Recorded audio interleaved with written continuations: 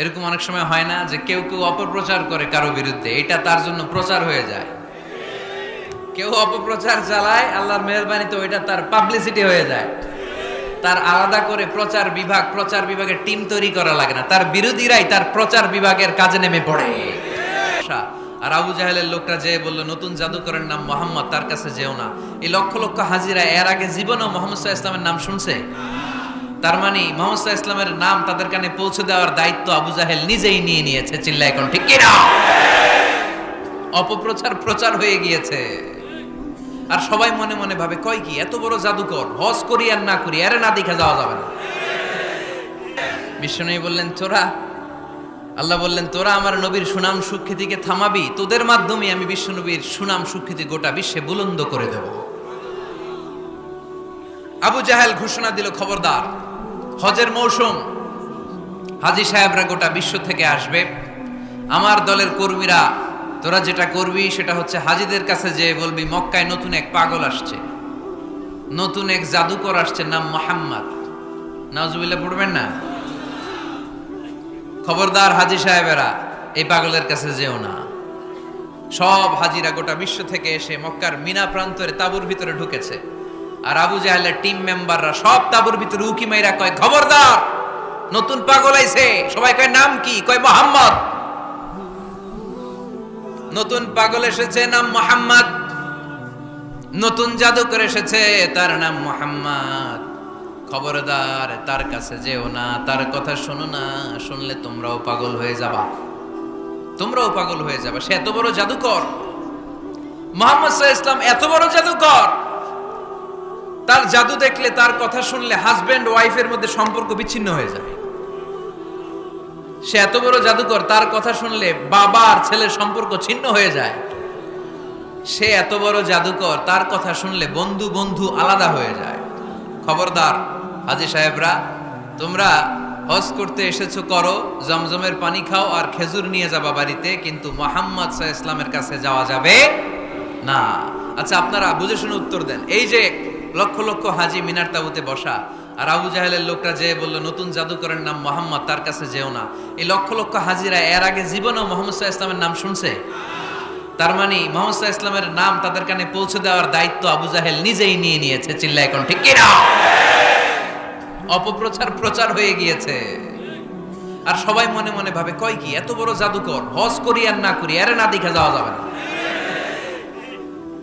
হজ তাড়াতাড়ি কোন রকম সাইরা এই জাদুকরের কাছে আগে যাব, দেখি কেমন জাদু দেখায়, দেখি কত বড় ম্যাজিশিয়ান, দেখি তো কত বড় পাগলের। কারণ আল ইনসানু হারিসুন আলা মা মুনিআ, মানুষকে যেটা নিষেধ করা হয় বেশি, মানুষ এটা করতে চায়। যদি বলি ওদিকে যাবি না, ওর বাপের কিরা ওদিকে যাবে, ঠিক কিনা?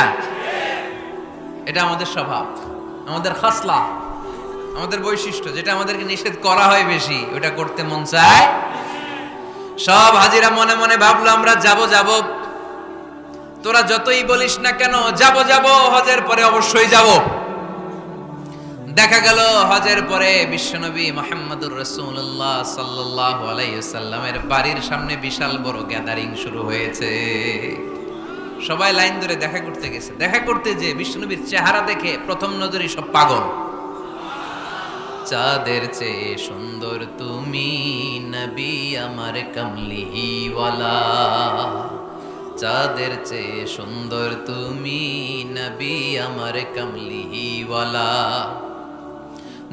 তুমি প্যারা নবী সাল্লে আলা, দু জাহানের বাদশাহ তুমি প্যারা নবী সাল্লে আলা, চাঁদের চেয়ে সুন্দর তুমি নবী আমার কামলিওয়ালা।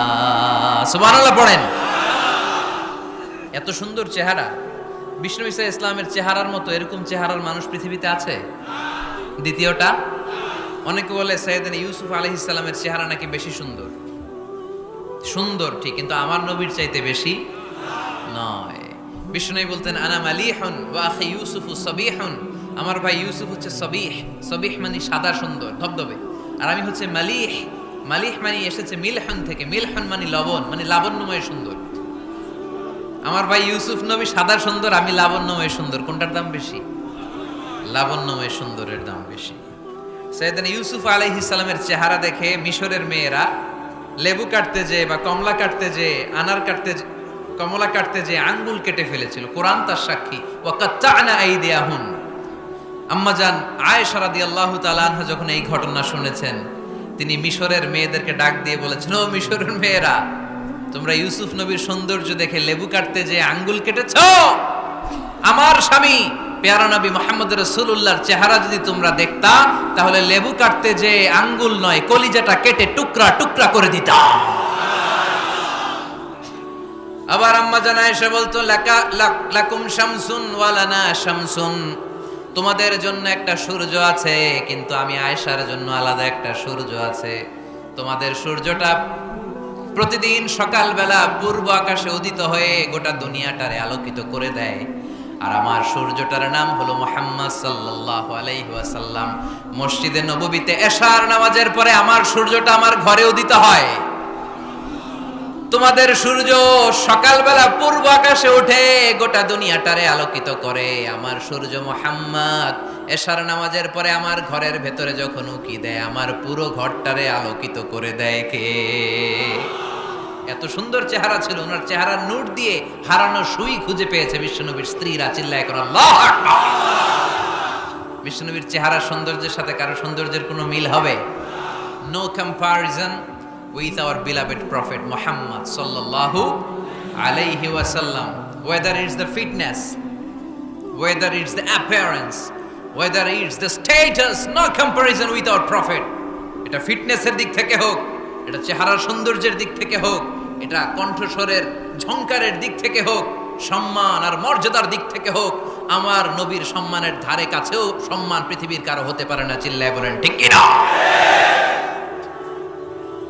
এজন্য আল্লাহ বললেন, ওয়া রাফা'না লাকা যিকরাক, নবী আপনার সম্মান বাড়াতে বাড়াতে আমি আকাশচুম্বী করেছি। লোকজন সব যে বিশ্বনবীর দরবারে লাইন ধরেছে, হাজিরা সব বিশ্বনবীর কাছে, যে চেহারা দেখেই কুপকার, বাকি জিনিস তো পরে।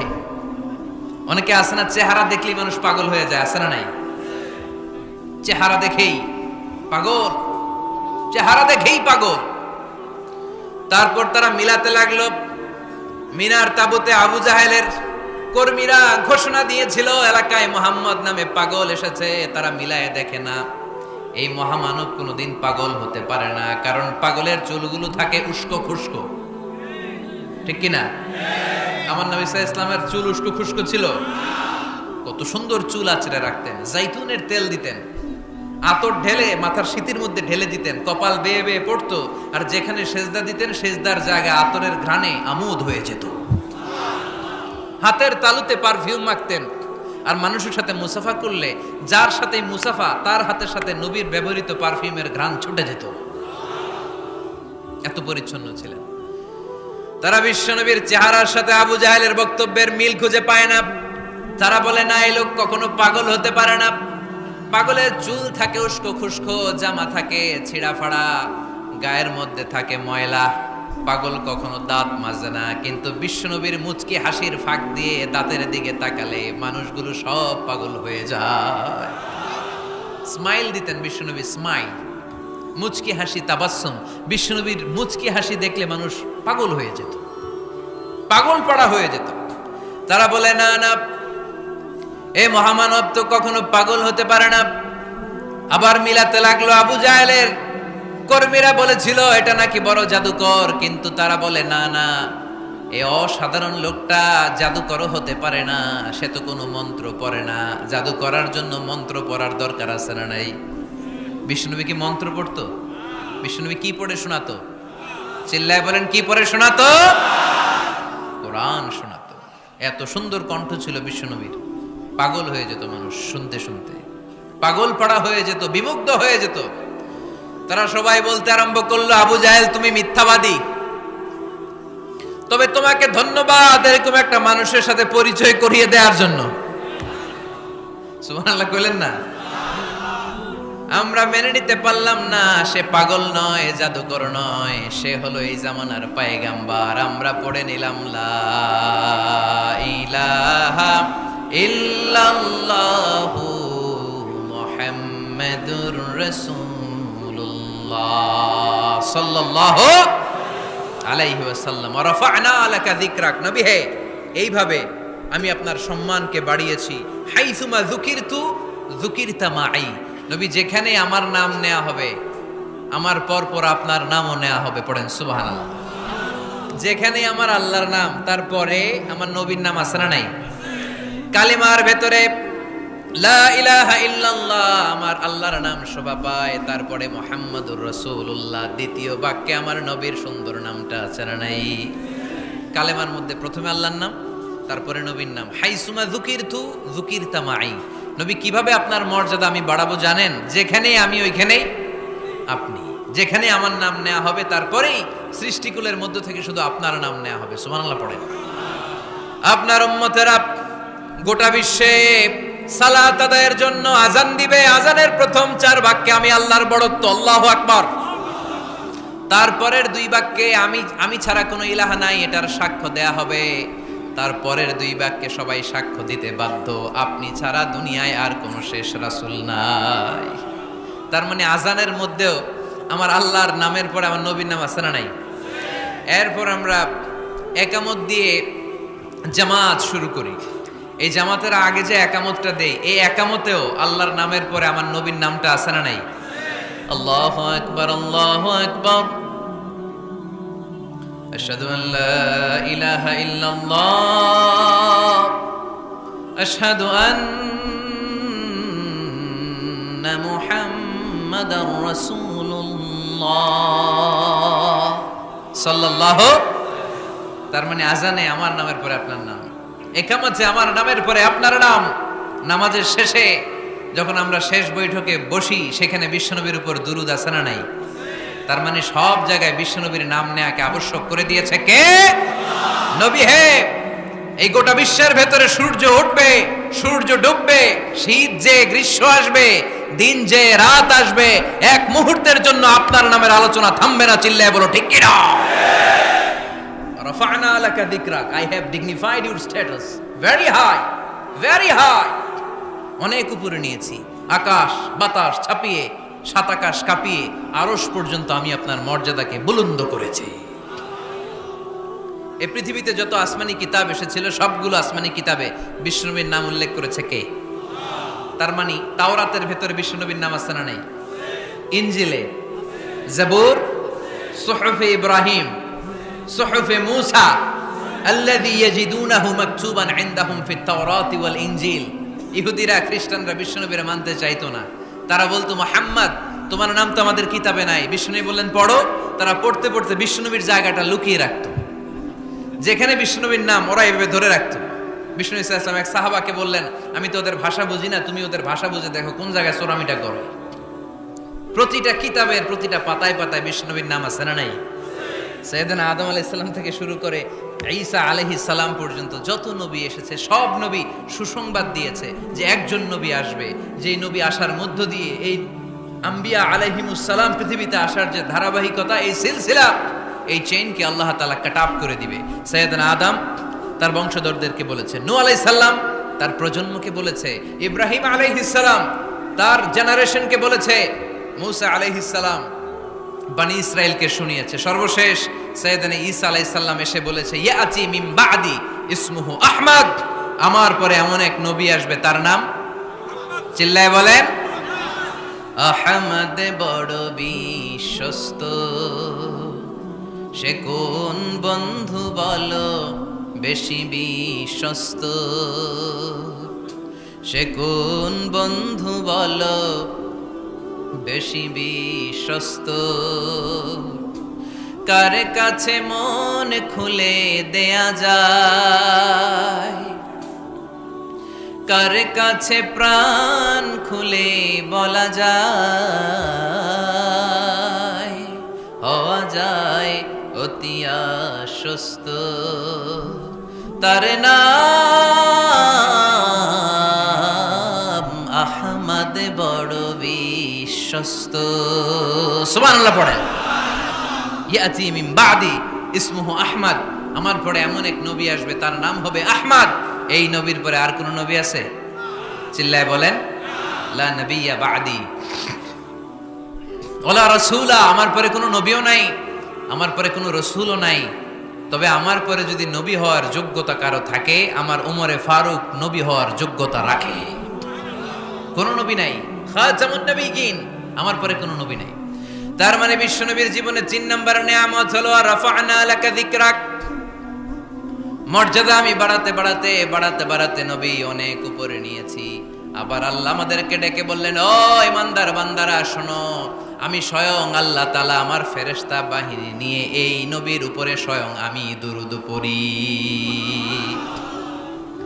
ইন্নাল্লাহা ওয়া মালাইকাতাহু ইউসাল্লুনা আলান নবী ইয়া আইয়ুহাল্লাযীনা আমানু সাল্লু আলাইহি ওয়া সাল্লিমু তাসলিমা।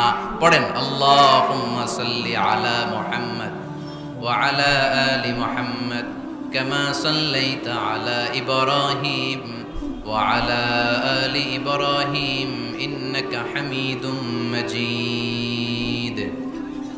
আল্লাহুম্মা বারিক আলা মুহাম্মদ ওয়া আলা আলি মুহাম্মদ কামা বারাকতা আলা ইব্রাহিম وعلى آل إبراهيم إنك حميد مجيد। চিৎকার করে পড়েন সুবহানাল্লাহ। এমন নবী যে নবীর উপর আল্লাহ নিজেই দুরূদ পড়ে, ফেরেশতারা পড়ে, এজন্য আমাদের উপর আর দরকার আছে না নাই? আবার আল্লাহ বললেন, নবী আপনি এমন নবী যেই নবীকে আমি হাউজে কাউসার দিয়েছি, লক্ষ লক্ষ নবীদের কাউরে কিয়ামতের দিন আমি হাউজে কাউসারের মালিক বানাবো না, শুধুমাত্র কেবলমাত্র একমাত্র আপনি ছাড়া। ইন্না আ'তাইনাকাল কাউসার ফাসাল্লি লিরাব্বিকা ওয়ানহার ইন্না শানিআকা হুয়াল আবতার। সুবহানাল্লাহ পড়েন। এই হাউজে কাউসারের পানি খেতে চান, পান করতে চান? বিশ্বনবী না দিলে খাইতে পারবো আমরা? হাউজে কাউসার পান করতে চান কারা? হাত তুলে দেখান।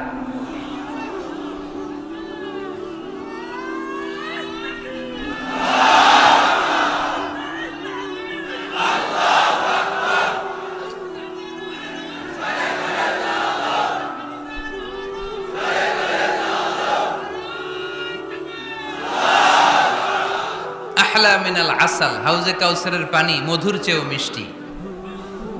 আবরাদু মিনাস সালজ, বরফের চাইতেও ঠান্ডা। আবিয়াদু মিনাল লাবান, দুধের চাইতেও সাদা। মান শারিবা মিনহা শারবাতান লাম ইয়াজমা আবাদা, এক ঢোক হাউজে কাউসারের পানি যে খাবে চিরকালের জন্য তার গলার তৃষ্ণা মিটে যাবে। ওই হাউজে কাউসার বিশ্বনবীকে দিয়ে বিশ্বনবীর মর্যাদা বাড়িয়েছে কে? আবার আল্লাহ বললেন, নবী পৃথিবীর অনেক নবীকে আমি নৈতিক বিজয় দান করেছি, কিন্তু সবাইকে আমি রাজনৈতিক বিজয় দান করি নাই। আপনাকে আমি এমন নবী করে দুনিয়ার বুকে পাঠিয়েছি, আপনাকে আমি নৈতিক বিজয় দান করেছি, পাশাপাশি রাজনৈতিক বিজয়ও দান করেছি। সুবহানাল্লাহ। বিশ্বনবী একাধারে যেমনি মসজিদে নববীর ইমাম ছিলেন, পাশাপাশি মদিনার রাষ্ট্রের প্রেসিডেন্ট ছিলেন, ঠিক কিনা? তার মানে ইমাম বা নেতা এমন হওয়া দরকার যে নামাজও পড়াতে পারে, আবার সমাজও শাসন করতে পারে, ঠিক কিনা? এমন নেতার দরকার আছে না নেই? এজন্য বিশ্বনবী বললেন, রাব্বি আদখিলনি মুদখালা সিদকিন ওয়া আখরিজনি মুখরাজা সিদকিন ওয়াজআলনি মিন লাদুনকা সুলতানান নাসীরা। ও আল্লাহ, আপনি আমারে সত্যতার সাথে মক্কায় রাখেন, বের করলেও সত্যতার সাথে বের করেন, আর আপনি আমাকে বিজয়ী শক্তি দান করেন। বিজয়ী শক্তি, রাজনৈতিক শক্তি বিশ্বনবী আল্লাহ তাআলার কাছ থেকে দোয়া করে চেয়ে নিয়েছেন। চিল্লায় বলেন ঠিক কিনা? রাজনৈতিক শক্তির দরকার আছে না নাই? দরকার আছে? তা আস্তে করে বললেন কেন? রাজনৈতিক শক্তি থাকার দরকার আছে না নাই? দেখেন, বাংলাদেশ সৃষ্টি হয়েছে কত সালে বলেন? কত সাল? বাংলাদেশের বার্থডে কবে? 1971-এ। এই 71 সালের পর থেকে আমাদের বাংলাদেশে সুদ আছে না নাই? কিন্তু সুদের বিরুদ্ধে ওয়াজ আছে না নাই? আলেম ওলামারা আজীবন সুদের বিরুদ্ধে ওয়াজ করছে। আমরা ওয়াজ আগে করতাম, এখন করতেছি, সামনেও করব, মাগার সুদ মরবে না। এর কারণ যেটা আইন করে প্রণয়ন করা হয় ওইটা ওয়াজ করে মারা যায় না, ওইটারে আইন করে নষ্ট করতে হয়। চিল্লায় বলেন ঠিক কিনা? আমি সারা জীবন সুদের বিরুদ্ধে ওয়াজ করলে সুদ যাবে না, কিন্তু দেশনেত্রী মাননীয় প্রধানমন্ত্রী যদি কালকে ঘোষণা দেয় বাংলাদেশের কোনো ব্যাংকে ব্যাংকিং ফিনান্সিয়াল ট্রানজ্যাকশনে কোনো সুদ চলবে না, তার পরের দিন থেকে বাংলাদেশে কোনো সুদ থাকবে না। চিল্লায় বলেন ঠিক কিনা? এজন্য সাইয়েদনা ওমর ফারুক বলতেন, ইন্নাল্লাহা লা ইয়াযাউ বিল কুরআন মা ইয়াযাউ বিস সুলতান। আল্লাহ মাঝে মাঝে ক্ষমতার মাধ্যমে এমন কিছু করে যেটা আল্লাহ কোরআনের মাধ্যমেও করে না। চিল্লায় বলেন ঠিক কিনা? কালকে যদি ঘোষণা হয়ে যায় 5 ওয়াক্ত নামাজ যদি না পড়া হয় 5 বেত। কয় বেত? চেয়ারম্যান না পড়লে চেয়ারম্যানের পিছনে 5 বেত, এমপি না পড়লে এমপির পিছনে 5 বেত। কথা বলেন? মাননীয় প্রধানমন্ত্রী যদি এটা ঘোষণা দিয়ে দেয় যে কালকে থেকে নামাজ না পড়লে 5 বেত, এটা সবার জন্য এই আইন। একটা বেনামাজি খুঁজে পাওয়া যাবে? সব কই দৌড়াবে মসজিদে, অজু থাকলেও দৌড়, না থাকলেও দৌড়। কারণ মায়ের উপরে কোনো ওষুধ আছে? কথা বলেন? কারণ মায়েরে ভিটামিন আছে, মায়েরে কি আছে? এজন্য ইন্নাল্লাহা লা ইয়াযাউ বিল কুরআন মা ইয়াযাউ বিস সুলতান। মাঝে মাঝে আল্লাহ ক্ষমতা দিয়ে এমন কিছু করে যেটা মাঝে মাঝে আল্লাহ কোরআন দিয়েও করে না। এজন্য অনেক নবীকে নৈতিক বিজয় দান করলো, বিশ্ব নবীকে শুধু নৈতিক বিজয় নয়, পাশাপাশি রাজনৈতিক বিজয়ও দান করেছে কে? তিনটা নিয়ামতের ঘোষণা দিয়ে আল্লাহ বললেন, আলাম নাশরাহ লাকা সাদরাকা ওয়া ওয়াদা'না আনকা বিজরাক আল্লাযী আনকাযা যাহরাক ওয়া রাফা'না লাকা যিকরাক। পড়েন সুবহানাল্লাহ। নবী হে, আপনার মর্যাদা আমি অনেক বাড়িয়েছি। আপনার কথা শুধু মুসলমানেরাই বলে না, হিন্দুরাও বলে। আছে না নাই? গতকাল এক হিন্দু ভাই আমার হাতে হাত রেখে শাহাদা বাক্য পাঠ করে গাজীপুরে মুসলমান হয়ে গেছে। বিশ্বনবীর কথাগুলো যখন তারা শোনে তারা নিজেদেরকে ধরে রাখতে পারে না। আপনারা মহাত্মা গান্ধীর নাম শুনেছেন? তিনি ভারতের অবিসংবাদিত নেতা। বিশ্বনবীর ব্যাপারে কমেন্ট করেছেন যে এরকম নেতা পৃথিবীতে আর দ্বিতীয়টা কখনো হবে না। মহাত্মা গান্ধী কি মুসলমান না হিন্দু? গোটা বিশ্বের খ্রিস্টানরা বিশ্বনবীকে নিয়ে এখন মাতোয়ারা। মাইকেল এইচ হার্ট, খ্রিস্টান, একটা বই লিখে গোটা বিশ্ব কাঁপিয়েছেন, দি 100 ranking of the most influential people and person in the world. পৃথিবী কাঁপানো 100 জন মনীষীর জীবনী নিয়ে একটা বই তিনি করেছেন। এই 100 জন মনীষীর জীবনীর মধ্যে যাকে নাম্বার 1 তিনি